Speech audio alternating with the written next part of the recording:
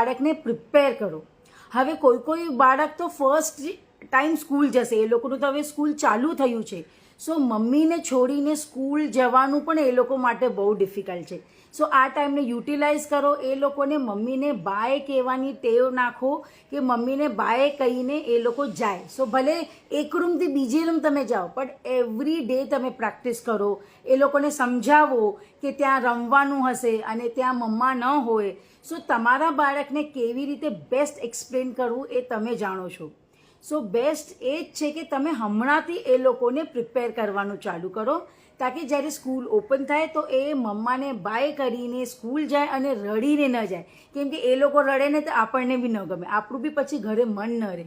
સો better એ છે કે એ લોકો જલ્દી ત્યાં સેટલ થઈ જાય, સો દેટ તમે પણ તમારા કામમાં જલ્દી સેટલ થઈ જાઓ. તો આ જો ચેન્જ છે ફર્સ્ટ યર ઓફ સ્કૂલ, એ તમારું ઇઝી થઈ જાય.